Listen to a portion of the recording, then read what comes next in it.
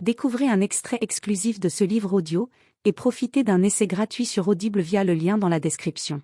Ludlow a mis la tête de Phrygiel à prix et qu'il prépare une campagne pour éradiquer les mages du Nether. Il trouve aussi une lettre humiliante de son père. Il décide de se rendre dans le Nether, prévenir Phrygiel et Alice du danger qui les menace. Perdus dans le Nether, assoiffés, Phrygiel et Alice sont sauvés par Banug, un mystérieux alchimiste. Celui-ci les mène à l'avant-poste de Jakar, une cité construite par les mages chassés de la surface par Ludlow. Là, il retrouve Abel, accompagné de Valmar, qui a survécu à son combat contre l'Ender Dragon.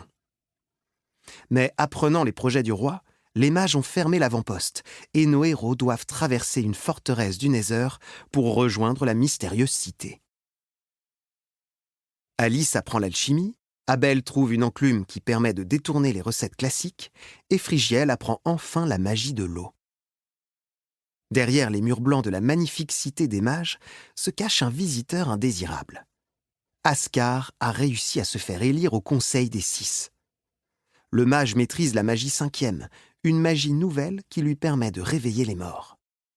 Profitant de la tension qui règne chez les mages, Ascar Rogue compte forcer Phrygiel à ouvrir le coffre de l'Ender que son dragon zombie lui a rapporté, prendre la pioche de vérité et, à la tête de l'armée des mages, vaincre son frère jumeau Ludlow pour devenir roi à sa place.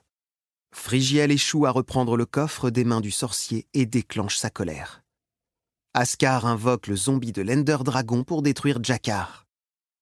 Ishtar, qui dirige les mages, envoie l'adolescent et ses amis chercher le second coffre de l'Ender caché dans la forêt de Varog.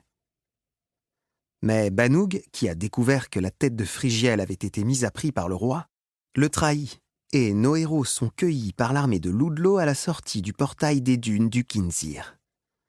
Alors qu'un commando du roi se rend à Varog pour mettre la main sur le second coffre, Phrygiel, Fluffy, Abel et Alice sont conduits à Suratan, la cité engloutie que Ludlow a fait transformer en prison sous-marine.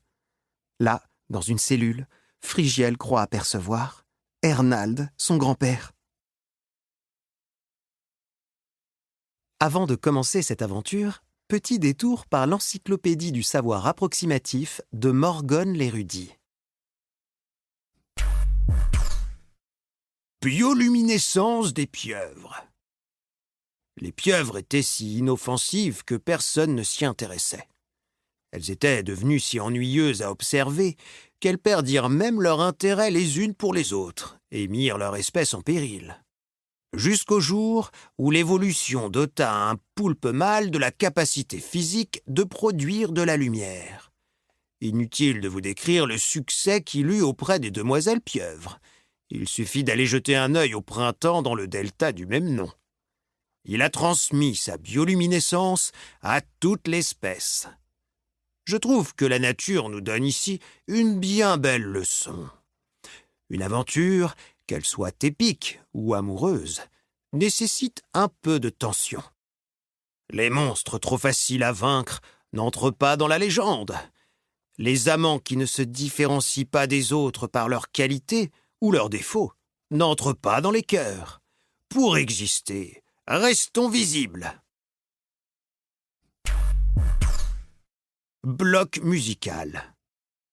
Le musicien Rengo fut le premier à comprendre qu'on pouvait accorder un bloc musical. Il découvrit aussi qu'en fonction de la surface sur laquelle on le pose, le fameux cube pouvait émettre un son grave, utilisé comme corne de brume sur les bateaux, ou de percussion. Fort de ces découvertes, Rengo voulut fabriquer un instrument permettant de composer les plus belles symphonies. Il était loin d'imaginer que ses dettes le conduiraient à visiter toutes les prisons du royaume pour accorder les blocs musicaux sur cette note suraiguë qui caractérise leurs alarmes. Citrouille-lanterne. Évidez une citrouille. Taillez-lui des yeux et une bouche de zombie. Introduisez une torche et vous obtiendrez une citrouille-lanterne. Elle éclairera même sous l'eau. Si votre enfant prend peur à cause de son apparence, vous n'aurez qu'à investir dans une lampe à redstone, car malheureusement, Toutes mes tentatives de sculpter des motifs moins effrayants se sont soldées par des échecs cuisants. La torche s'était...